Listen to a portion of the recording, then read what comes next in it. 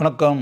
Cine mini ஒரு ஆங்கில நாளிதழில் நடிகர் சிவகார்த்திகேயனுடைய ஒரு நேர்காணலை படித்தேன். அந்த நேர்காணலை நான் வாசிக்கும்போது அதில் அவர் சொன்ன ஒரு விஷயம் கட்டாயம் நீங்கள் தெரிஞ்சுக்கணும் அப்படின்ற மாதிரி என் மனசுக்குள்ளே பட்டுச்சு. அதுக்காக அந்த விஷயத்தை நான் இப்போ சொல்கிறேன். என்ன அப்படின்னா, இப்போ சிவகார்த்திகேயன் தமிழ் பட உலகில் இன்றைக்கி முன்னணி கதாநாயகர்களில் ஒருவராக எந்த அளவிற்கு பவனி வந்து கொண்டிருக்கிறார் அப்படின்லாம் நல்லா தெரியும் இல்லையா? இப்போ உதாரணத்துக்கு அமரன் திரைப்படம் எந்த அளவுக்கு மகத்தான வெற்றி படமாக அமைந்து அவருக்கு பெயரையும் புகழையும் வாங்கி கொடுத்துருக்கிறது அப்படின்ற. இதுக்கு முன்னாடி பல வெற்றி படங்கள் அவர் நடிச்சிருந்தா கூட அமரன் அவருக்கு மிகப்பெரிய கௌரவத்தையும் மதிப்பையும் மரியாதையும் பட உலகில் வாங்கி தந்திருக்கிறது. மக்களுடைய உள்ளங்களில் அவர் ஒரு திறமையான அருமையான நடிகர் அப்படின்ற பெயரை அந்த திரைப்படம் வாங்கி தந்திருக்கிறது அப்படின்றதான உண்மை. அப்படி இருக்கக்கூடிய ஒரு சூழ்நிலையில் அவர் என்ன சொல்கிறாரு அப்படின்னா, சிவகார்த்திகேயன் சொல்லியிருக்கிறது அந்த ஆங்கில நாளிதழில் சொன்னது இந்த விஷயந்தான். என்ன அப்படின்னா, இன்றைக்கி நான் இந்த அளவுக்கு பெயரையும் புகழையும் வாங்கிக்கிட்டு இப்படியெல்லாம் இருக்கக்கூடிய ஒரு நடிகராக இருக்கலாம். ஆனால் தொலைக்காட்சி நிலையத்தில் பணியாற்றி அப்படின்னு வரும்போது ஆக்சுவலாக அப்போ நான் என்ன இன்றைக்கி நான் பணத்தில் மிதந்து அப்படின்ற விஷயங்கள் இன்றைக்கி இருந்திருக்கலாம். ஆனால் ஆரம்பத்தில் நான் டிவியில் ஒர்க் பண்ணிகிட்டு இருக்கும்போது நான் எவ்வளோ காசு வாங்கிட்டு இருக்கேன், எவ்வளோ சம்பளம், அதுக்காக எனக்கு வருமானம் எவ்வளோன்றது உங்களுக்கு எல்லாருக்கும் தெரியுமா அப்படின்னு. அவர் என்ன வாங்கிட்டு இருந்தார் நமக்கு தெரியுமா?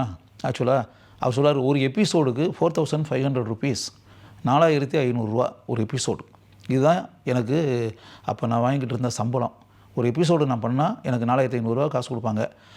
இப்படி அந்த ஒரு எபிசோடு ஒவ்வொரு எபிசோடையும் முடித்து 4500 பணத்தை வாங்கிட்டு அப்படி தான் நான் என்னுடைய லைஃப்பை நான் நடத்திக்கிட்டு இருந்தேன். அப்படி இருக்கக்கூடிய ஒரு சூழ்நிலையில் இப்படியே இருக்கக்கூடாது, இதை தாண்டி இன்னும் வாழ்க்கையில் உயர்வான நிலைக்கு செல்ல வேண்டும் அப்படின்ற மாதிரி மனசுக்குள்ளே நினைக்கும் போது தான் சினிமாவில் இந்த பாப்புலாரிட்டின்னு ஒன்று இருக்குல்ல. விஜய் டிவியில் அவர் இந்த ப்ரோக்ராம்லாம் பண்ணி அவர் மக்களுக்கு தெரிந்த ஒரு முகமாக ஆகி அப்படின்னு வரும்போது அதுக்கு அடுத்து சினி ஃபீல்டுக்குள்ளே உள்ளே நுழைஞ்சி நம்ம நடிகராக பவனி வர வேண்டும், நம்முடைய நடிப்பு திறமை இதெல்லாம் வெளிப்படுத்தி நம்ம நடிகராக வர வேண்டும், பல படங்களில் நடித்து நாம் யாருன்றதை காமிக்கணும், அதேமாதிரி நம்மளுடைய டேலண்ட்டு என்ன அப்படின்றத பல கதாபாத்திரங்கள் நடித்து அந்த கதாபாத்திரங்களின் மூலமாக நம்முடைய நடிப்பு திறமையை மக்கள் உணரக்கூடிய அளவிற்கு வெளிப்படுத்த வேண்டும் அப்படின்றதெல்லாம் மனசுக்குள்ளே நினச்சி அதுக்கு பிறகு தான் சினி ஃபீல்டுக்குள்ளே நினச்சி நான் நடிகர் ஆகணும் அப்படின்ற மாதிரி மனசுக்குள்ளே நினச்சி அப்படியே உள்ள காலை தூக்கி வச்சேன்.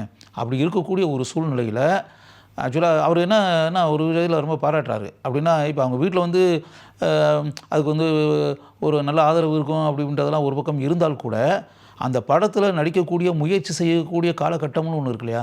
அந்த காலகட்டத்தில் அதை வளர்ந்து பெரிய ஆளாகிறதுன்றது பின்னாடி, ஆரம்பத்தில் அந்த டிவியில் வேலை பார்க்குறது, டிவி ஸ்டேஷனில் வேலை பார்க்குறது அப்படின்றது இருக்கு இல்லையா? அந்த காலகட்டத்தில் நிகழ்ச்சி தொகுப்பாளராக விஜய் டிவியில் பணியாற்றி அப்படின்றதுல அந்த 4500 rupeesக்கு அப்படிலாம் இருக்கக்கூடிய ஒரு சூழலில் இவருடைய தாய் மாமா, அதாவது அம்மாவனுடைய சகோதரர் அப்படி வச்சுக்கோங்களேன், அவர் தன்னுடைய மகளை ஆர்த்தி அப்படின்னு சொல்லிட்டு, அது இப்போ சிவகார்த்திகேயனுடைய மனைவி அவங்க தான் ஆர்த்தி, அந்த ஆர்த்தியை திருமணம் செய்து கொடுப்பதற்கு தயாராக இவருடைய மாமா, அந்த மாமாவை தான் அதனால் அப்ரிஷியேட் பண்ணுறாரு. ஒரு வகையில் இன்றைக்கி நான் வளர்ந்துருக்கலாம், பெயர் புகழ் வாங்க வைக்கலாம், ஒரு முன்னணி கதாநாயகர்களில் ஒரு ஆளாக இருந்திருக்கலாம், இன்றைக்கி பல படங்கள் நடித்து மக்கள் என்னை பாராட்டியிருக்கலாம், புகழ்ந்துருக்கலாம், பல வெற்றி படங்களை நான் கொடுத்து எல்லாருக்கும் நான் தெரிஞ்ச ஒரு நோன் ஃபிகர் அப்படின்ற அளவுக்கு நான் ஆயிருக்கலாம்.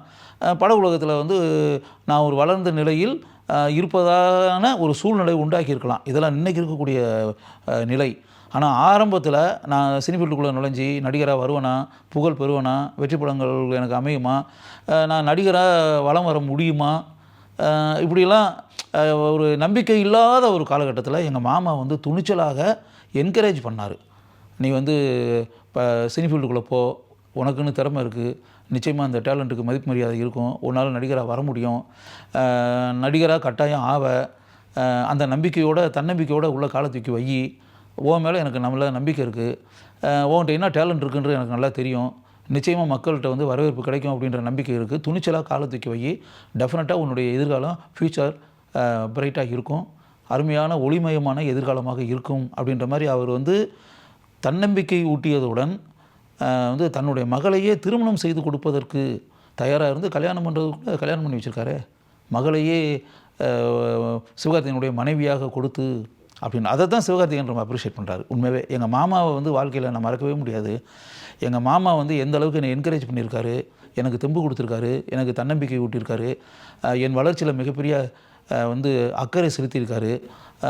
என் திறமை மேலே எந்த அளவுக்கு ஒரு ஈடற்ற நம்பிக்கை அவருக்கு இருந்துச்சு.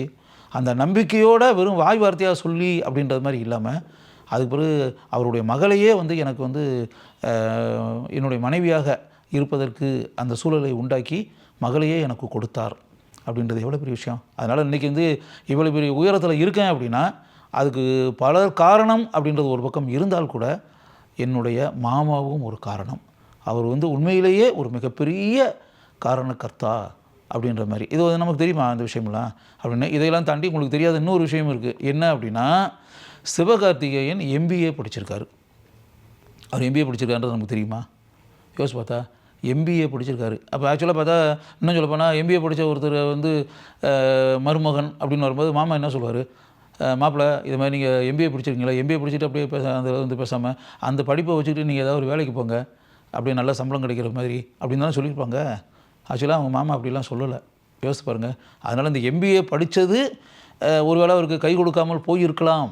இருந்தால் கூட தமிழ் பட உலகில் முன்னணி கதாநாயகனாக ஒளி வீசி கொண்டிருக்கக்கூடிய Sivakarthikeyan he's an MBA graduate அப்படின்ற ஒரு விஷயம் இருக்கு இல்லையா, அது வந்து ஒரு பெரிய ப்ளஸ் பாயிண்ட் தானே, அடிஷ்னல் ப்ளஸ் பாயிண்ட் தானே. ஒரு மதிப்பு மரியாதை செலுத்தப்படக்கூடிய அளவிற்கு இருக்கக்கூடிய ஒரு படிப்பு தானே. அதனால் சிவகார்த்திகேயன் எம்பிஏ படித்திருக்கிறார் என்பதையும் நீங்கள் தெரிந்து கொள்ள வேண்டும் என்பதற்காகவே இங்கு நான் இதை பதிவு செய்கிறேன்.